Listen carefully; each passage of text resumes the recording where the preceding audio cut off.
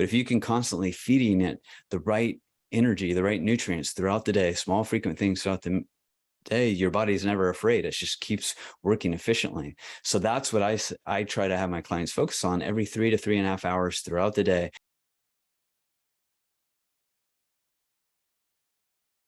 Welcome back to another episode of the Peak Performance Life podcast.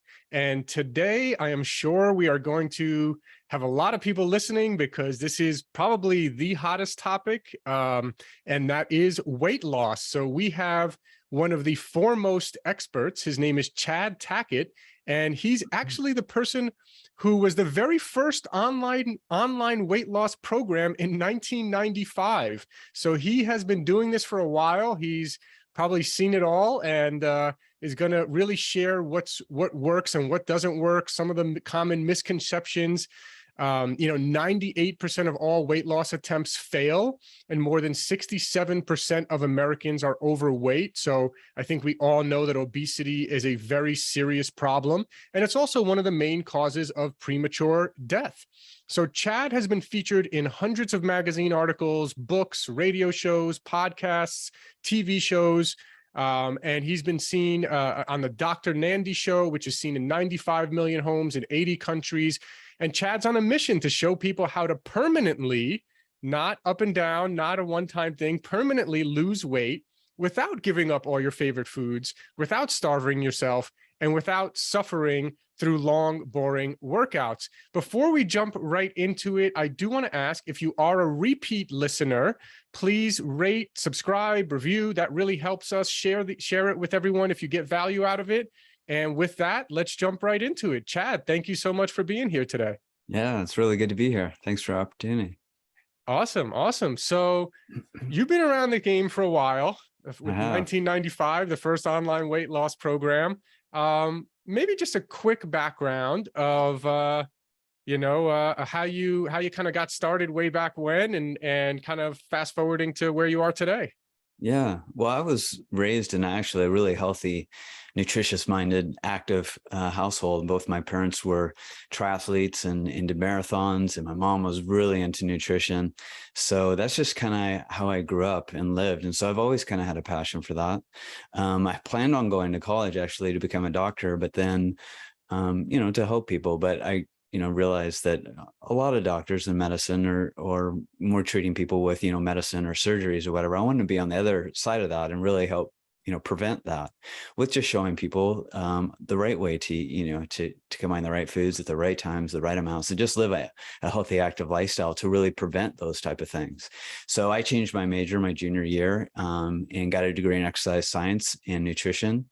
And from that point on in 94, I started a personal training business. And one of my clients in 94 told me about this thing called the internet that I'd never heard of way back before people even had email addresses. And I was just blown away that, that was even a thing, and literally could not sleep for like a year. I was so excited about taking what I was teaching people in my one-on-one practice to something that I could possibly create online to show people, the right way to lose weight and keep it off. So that's what I've been doing since I launched it in 95, and that's what I've been doing ever since. Nice, nice. So what are, I feel like health recommendations across the board have kind of, well, maybe not in the medical industry, but amongst the kind of health community, we've come a long way. It seems like from in the 90s, what was taught and talked about to kind of today. But maybe you could just talk about kind of like, maybe, I guess, just some of the misconceptions or some of the things that you've seen change, or some of the things that you've learned, some of the things that you used to do or used to see people do that you found, these days doesn't work. Let's talk about some of that kind of stuff. Yeah, well, for example, when I was going through college and learning a lot of the nutrition and stuff, like the big thing then was to eat low fat. Like fat was obviously, if you eat fat, it's going to make you fat. So that, that was, they need to change the name, right? Exactly. Need to change it from fat to like, I don't know, vitamin F or something. Yeah. Healthy F or something. If it's a healthy fat, and then, I don't know. Yeah, exactly. So back then, that's what was kind of all the craze. And then it's kind of changed and transformed to, low carb and all that. And what I try to help people understand is fat is absolutely necessary. There's good fat and there's bad fat, and you just got to be able to discern between the two. And just like carbs, instead of limiting or avoiding carbs, I just try to teach people how to avoid, or how to choose the right type of carbs and how to limit the wrong type. So that's, I think, probably the biggest misconception that comes to mind is good carbs versus bad carbs, and when you should eat them, and those type of things. Yeah, I've noticed that too, is like, and actually it's interesting because I look at things that are trending and I look at search volume on certain things. And recently the search volume for keto has been like way down. Like keto kind of was the whole big craze for, it seems like about 5 years. And now in the last year and this year, all of a sudden it's not so hot anymore. And people are like, no, carbs are actually good, you know? So it is kind of interesting with regards to that. So what are your feelings overall then, you know, regarding carbs and their role in weight loss, or you know, stopping people from losing weight? Yeah. Well, first, I think they have a very important part, and not only weight loss, but good health in general. Like carbs are absolutely critical to your long-term success if you're choosing the right kind. Carbs are, you know, provide you with energy. If you're dragging in the morning, have a tough time getting up, or, you know, feeling really tired at the end of the day, you're either likely not eating enough carbs or not enough of them.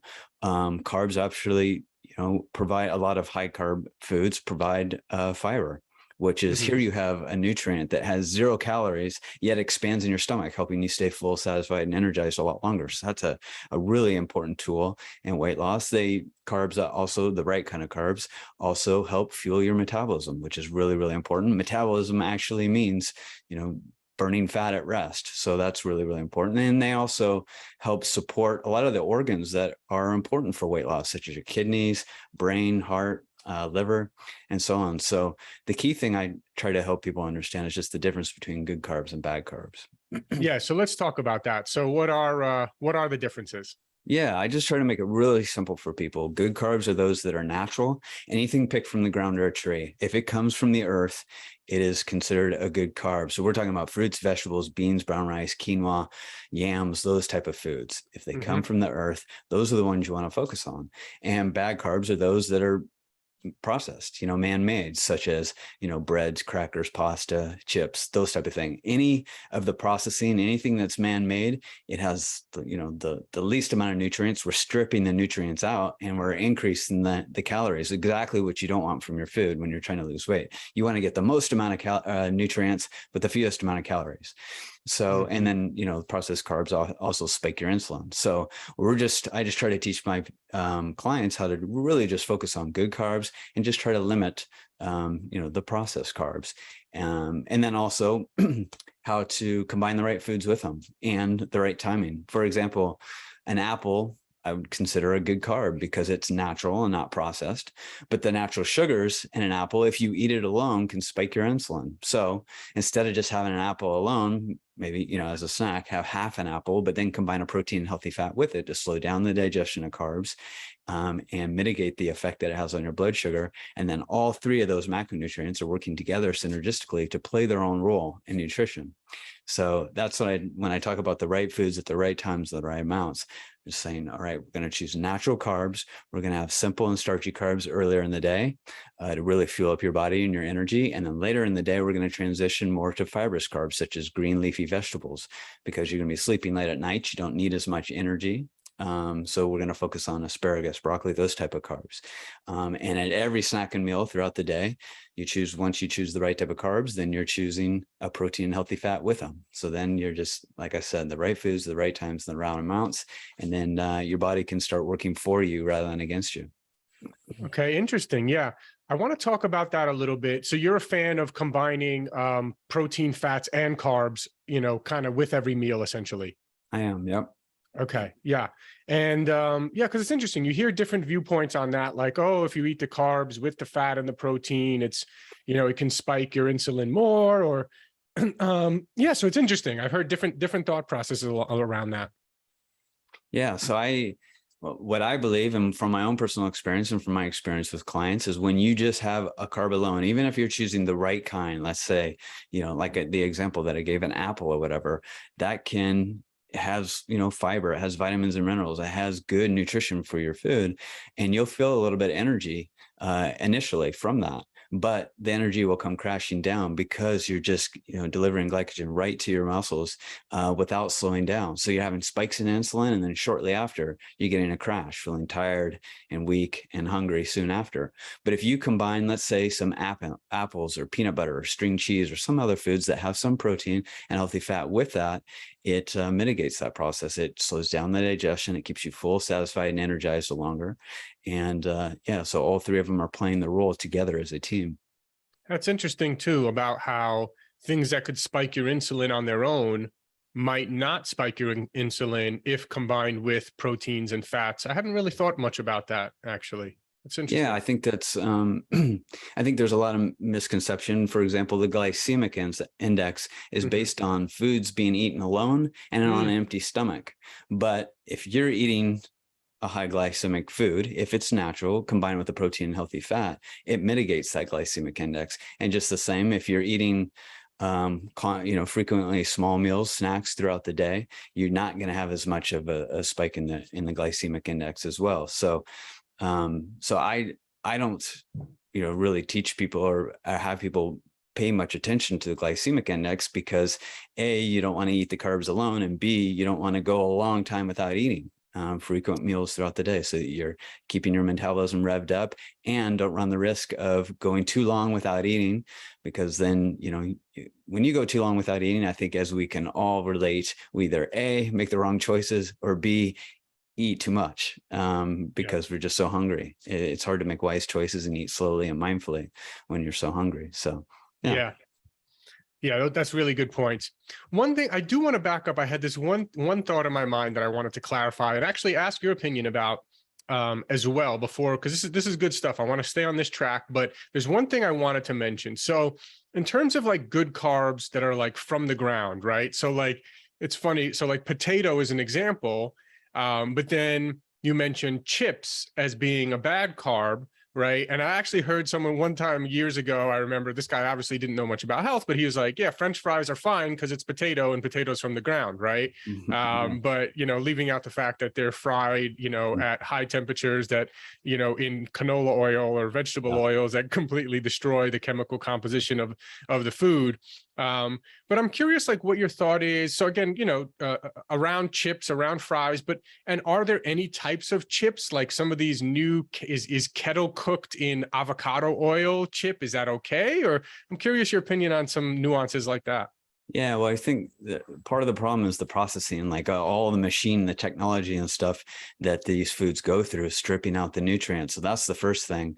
The second thing is a lot of the ingredients, even if they say it's a certain type of oil or whatever, manufacturers and marketers are pretty crafty at hiding the bad and really, putting a glowing thing on the good. So yeah, I think that's a big problem with chips and fries, them being processed either in a restaurant or buying them at a store, because of how they make them and the ingredients that they put in them. Now, if you were going to make chips homemade, like a thin slicer, and then put them in, bake them in the oven or in an air fryer, for example, you could put a little olive oil or avocado oil. So you're just having that type of oil and you're just having that type, that potato. Then you're having the right type of carb with a healthy fat. And then all you need to do is combine a protein with it. And then you have a good complete meal or snack. The problem just becomes, again, with all the processing and the trans fats that gets added to it and those type of things. But you can certainly make a good chip and a good French fry if you're just using those two ingredients, potato and like olive oil or avocado oil. Nice. I haven't thought about that, actually. Yeah. That's a good idea. You could just, if I have some organic potatoes and you just, I guess, chop them up. And I got to try this air fryer thing that everyone keeps talking about. Yeah. I think the word fryer still gets me, but yeah, the air fryer with some avocado oil or olive oil. And then, that there's nothing processed there. Those are all good, healthy, natural ingredients. That's cool. I like that. Yeah. Nice. Cool. So let's talk a little bit more. Let's go back to where we were. So you mentioned something about kind of like pacing throughout the day and having, so are you more of the mindset? It's a really interesting mindset, right? You have these days, we have the intermittent fasting world. who's like, yeah, don't eat until, noon or 1 p.m. and only eat between 1 and 7 or whatever the window is. Then you have, I've heard other people, a lot of people in the weightlifting community, especially, talk about, no, you got to like eat every 2 hours and take in some protein. Where do you fall on this scale in terms of, I guess you're specifically talking about weight loss and body composition, right? Yeah. Yeah. So, well, first I will say that everyone is different. So if someone finds something works for them, they feel good, they're getting good results, and they're getting good health, then I'm not, and they use intermittent fasting, for example, I'm not going to say, well, you shouldn't do that, because it's working for them. The problem is a lot of people are trying intermittent fasting and it just doesn't work for them, because that long going that long without food makes it really tough for them to stick to a plan and eat mindfully and slowly and not overeat. And for a lot of people, it actually slows their metabolism down, because when your body thinks it's starving, when it goes that long without eating, your metabolism actually is a survival mechanism. It actually slows down to conserve energy because it fears starvation. So I teach personally that you should eat frequent small meals and snacks throughout the day to A, keep your metabolism revved up and working efficiently, and B, making sure you don't go too long without eating.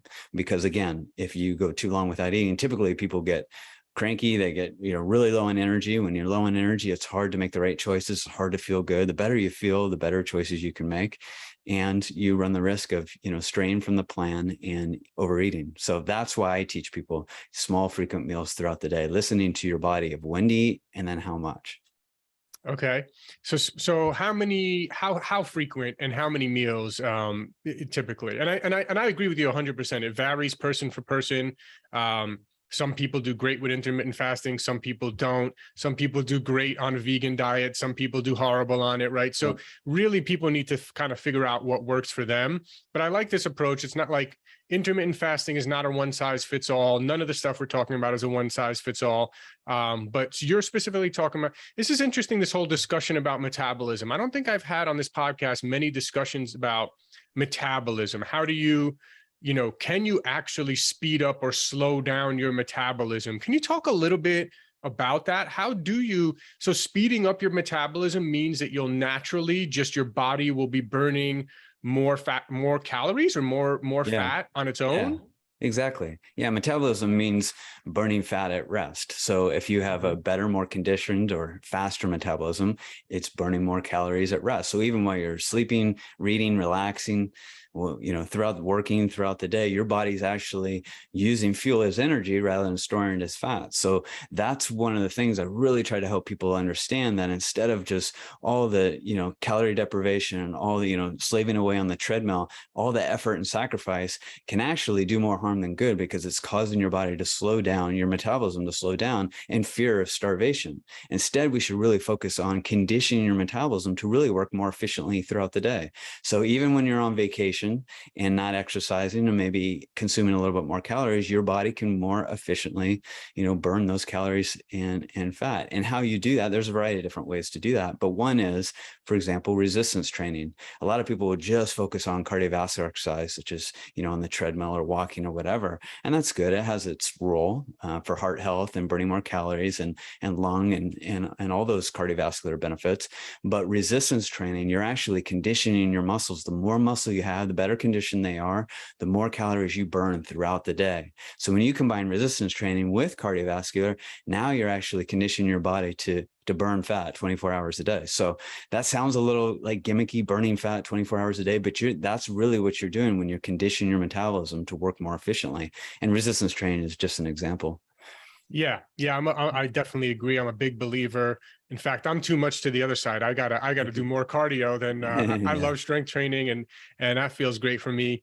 I love walking. It's those long, sweaty cardio sessions that I need to probably be doing more of. So what actually, so lifting weights, strength training, having more muscle, that'll speed up your metabolism, that'll burn fat.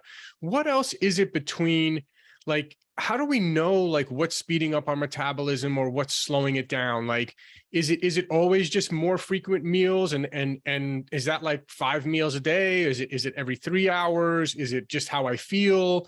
And like what's the mechanism behind that? Why does a body, aside from resistance training and having more muscle, just in terms of like eating and pacing their timing of your meals and your food, how does that affect a metabolism, like up or down? Yeah, you'll notice once your metabolism starts working, when you don't have to put in as much effort to exercise or sacrifice to, deprive calories or carbs or those type of things, when your body just starts clicking. A lot of times when I start working with clients, like they'll start eating better and they'll start feeling better, and they're exercising, and they're noticing all the benefits in their energy and their confidence and all those things. But it's like sometimes it's after a week, sometimes it's after a month, but they'll feel their metabolism start clicking in. So even if they stray from the plan for a weekend, when on a weekend getaway or a splurge because it's an anniversary or whatever, they can actually feel their body working more efficiently. And it's because they're doing all the little things like eating frequently, the right things at the right times throughout the day. That's one way. Drinking more water to fuel your organs the organs that are responsible for improving your metabolism. That's another way. And then resistance training is another. Even sleeping can help your metabolism. So yeah, there's all these little things that we're working on to really just condition your body to just start working with you rather than fighting against you. Yeah, it's interesting. And so let's talk a little bit about what's your opinion on, and actually still would love to know a little bit more about like um, the timing of like eating frequent meals. Like when you say eating frequent meals, how frequently and how many throughout the day would you say? Yeah, I typically say shoot for 5. And a Mm. lot of people, when I first say that, my clients are like, what, 5 meals a day? That sounds like so much.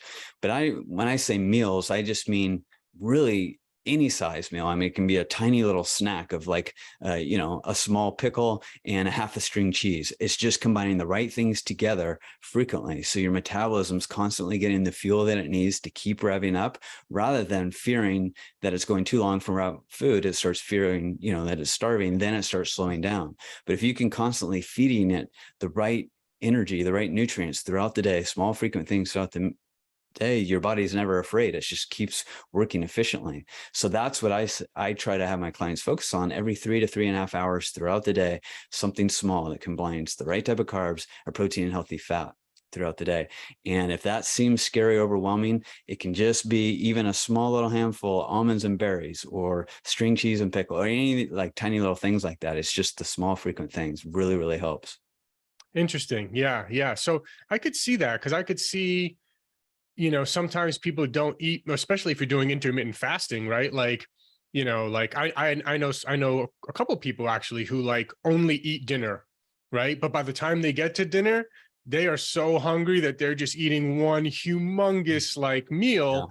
Um, so it's interesting to think about like, well, if you had 5 small meals, versus having, two really big meals or something like that, right? It's kind of interesting how that might play out.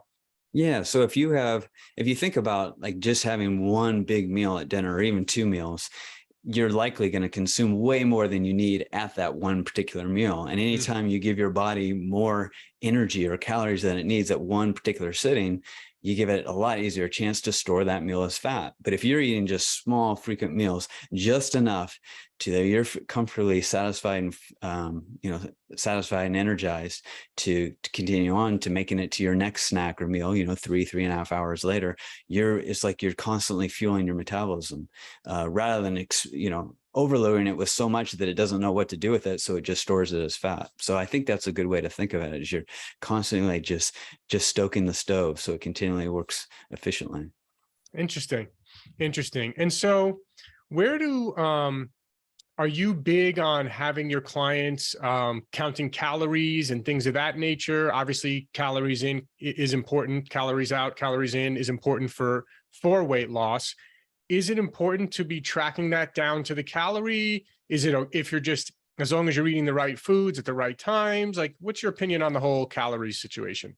Yeah, so calories are really important. I mean, you have to biologically, you have to expend more calories than you consume to lose weight. And when you consume more than you expend, you're naturally going to gain weight. So calories are important, but you absolutely don't have to count them. I think that's way too tedious and complicated and time consuming, not something that most people can, stick with. So what I teach people is just focus on choosing the right foods. So choosing the right type of carbs that, like I described, the good carbs versus the bad, a protein and healthy fat together, and then just eat slowly and mindfully and use your body as your guide to when to stop eating. And when you're combining the right foods at the right times, and then listen to your body, put your fork down between bites and really stop eating when comfortably full. Even if that's halfway through your meal, 3/4 of the way through your meal, you just stop, put the rest away, give it to the dog or whatever. In the 28 years that I've been doing this, when you combine the right foods at the right times in the right amounts, I've never seen it not work, not once. So it's just a system that really works. It's simple. So even whether you're at home or out to eat or at a restaurant, on a cruise ship, whatever, you're just, with the right foods to combine together, then you eat slowly and mindfully and stop eating when comfortably full. And it just always works. You're letting your body serve as your guide rather than some complicated calculation or something that's not really tailored to your own body. Yeah. Yeah. And I can see that too. I can see on times when I don't, let's say I am doing intermittent fasting. I don't eat all morning. I only have a smoothie for lunch. And then it's like dinner time. I'm like, all right, like I'm just loading up right now. I'm eating. And then it's like, I don't know when to stop. I'm not stopping to take a breath because I'm so darn hungry. I'm just going to keep going. Right. So I could see that happening for a lot of people as well. It's an interesting thing. I like what you're saying about being mindful, stopping, chew your food, take a break. Like if you're that hungry where you literally can't take a break because you're so hungry, you just want to keep stuff in your face, that's an issue too. Yeah. Yeah. And just like if I get home from, I don't know, from whatever, and I'm just like ravenous, like starving, I will get a large glass of water and maybe a few baby carrots or a pickle or something, and just something to get in my stomach. A large glass of water just to put me in control. Then I'll wait, 5 or 10 minutes, or even just while I'm making dinner or getting ready to go out or whatever. I never want to arrive that meal too hungry because A, I'll lose control and make unwise choices, and B, I'll overeat. So I think that's a good strategy, is like whenever you feel yourself really hungry, before you go to eat, whether it's at home or out to eat or whatever, just have something small in your stomach to put you back in control. Right. And not the bread that they give you before the meal. Right. That's right.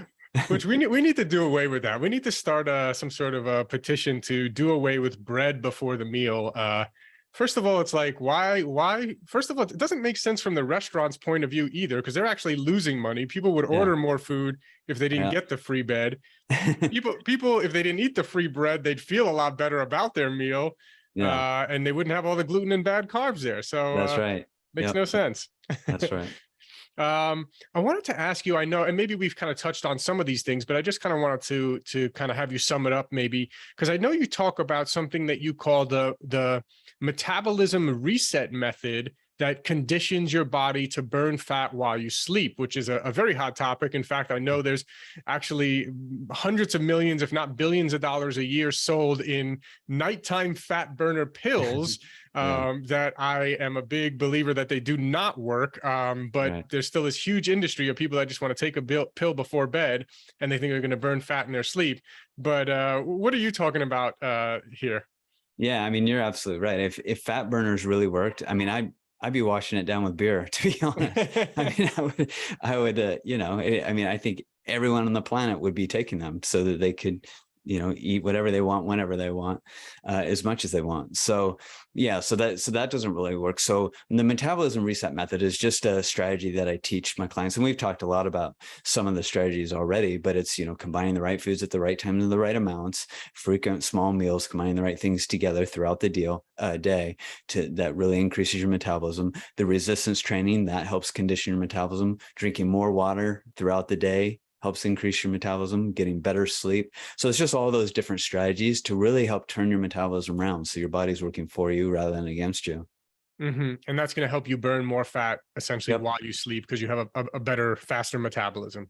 Yeah, I mean, it totally sounds like gimmicky, like you burn fat while you sleep. It's like something you'd see on a fat burner pill or, on some web page or whatever. But I mean, that's really, in essence, what you're doing when you're taking all these strategies. You're conditioning your body to burn more calories throughout the day. So whether you're reading a book, whether you're in front of Netflix, whether you're sleeping, you're actually burning more calories, burning more fat throughout the day. That's the key. Yep. Yep. And so, so a big issue now for people is they lose weight, they gain it back, they lose weight, they gain it back, right? Sort of, I guess, yo-yo, whatever they call it, yo-yo dieting. Yeah. But I know you have unconventional motivational strategies and things that you have in your system that help people stay on track. What can you tell us about some sort of motivational strategy or something that's going to last long term? Yeah. So when my clients first come to me and we start working, almost all of them are afraid that this is going to be another thing that isn't going to work, because they've tried so many different things and so many different things haven't lived up to their claims, and they lost a little weight and then gained it back. But what I teach people to improve their metabolism works no less than 100% of the time. Like, I've never not seen it work as long as you follow it consistently. So now all we have to do is just set you up for success by making it customized to your schedule, your personal preferences, your budget, your lifestyle, your unique situation, so that it's simple, convenient, easy to follow for the rest of your life. And as long as you stay on track doing that, you're going to do amazing. So there's still going to be temptations and obstacles out there, such as a kid's birthday party that has a lot of pizza and cake and ice cream, or a night on the town with your friends or whatever, with lots of drinks and appetizers and stuff like that. There's still life out there that you want to enjoy. So what I offer my clients is, and this is the unconventional motivational reward, is I give them a choice of 3 different rewards that once they hit their weight loss goal, they will get this reward from me that keeps them really focused and motivated. One, for example, is I have a vacation home down in Loreto, Mexico, which is just north of Cabo San Lucas on the Baja. And when my clients lose their first 25 pounds, once they do that, they get a free week there that they can take 5 of their friends or family members and go down and celebrate their success and their new health. And when they know that, and their friends and family know that it's a massive amount of accountability to keep them really focused and right on track. So not only are they focused, but so is their family members, their spouse and their kids or whatever, because they want to go celebrate on this trip. So it's worked really, really well. Nice. In our own private Facebook group, I'm constantly posting photos and videos and stuff of Loreto or other clients that are down there enjoying their week, celebrating and stuff, is a constant motivator. So when they go out to the kid's birthday party and they get offered a piece of cake, they can think, all right, for the next 5 minutes, I could really enjoy this chocolate, German chocolate, piece of cake, and it's going to taste amazing. Or I could stay on track and enjoy an incredible vacation with all my loved ones for 7 nights in paradise. And when you put it in that kind of perspective, it's a really easy choice to make. So that's the unconventional reward that I offer my clients. And it's like work like magic to really keep them focused, on track, and getting the results that they really signed up for. Yeah, it's interesting. Yeah, having rewards. That's why a lot of these challenges and things of that nature. Do you do challenges and things like that too sometimes? Yeah, nice. Absolutely. Yeah, we constantly do different challenges, and really just setting your intentions. Like, what are the 1, 2, or 3 things that you want to focus on? This is what I ask them Monday in the private Facebook group. Like, what are the 1, 2, or 3 things that you want to really focus on? And it might be as simple as, I just want to drink more water, get my daily water intake from 60 ounces up to 75 or something like that. And then I challenge them on that intention, and then give them, prizes and points and stuff for reaching that. So yeah, absolutely. I think challenges are really, really helpful motivator. Nice. Yeah. Interesting. Well, let me ask you, I know we gotta wrap up in a little bit, but I did want to also ask you, so what is it about like so many other weight loss strategies, or why is it that so many people fail, with other weight loss strategies? Yeah, I think the number one reason, I think there's a lot of reasons, but probably the 2 biggest that come to mind. The first is, most weight loss strategies, and I'm talking about diets and all these different things, are way too complicated, too restrictive, too time consuming. So they just don't set you up for success. When you're, January 1st and you're super motivated, it'll work for the first 7 days until it doesn't, because it's just, it can't fit into your own lifestyle. It's miserable to not be able to eat your favorite foods and to always, be running on a treadmill for a half hour or whatever. So that's why I work closely with my clients to really set them up for success, to take this proven system that I've created and then make sure that it's tailored specifically to them to really set them up for success so that it's simple and convenient and enjoyable and therefore easy to follow for the rest of their life. So that's the first thing, is that most people, what people start is just not setting them up for success, because they're having to eat too less, not the foods that they want. They're having to exercise the things that they don't enjoy doing. So I really try to just flip that and just say, let's make it enjoyable. Let's follow the proven system, but let's make it enjoyable and tailored to you. So it's something that you can stick with for the rest of your life, not just until the high school reunion or until you reach your goal and then gain it back.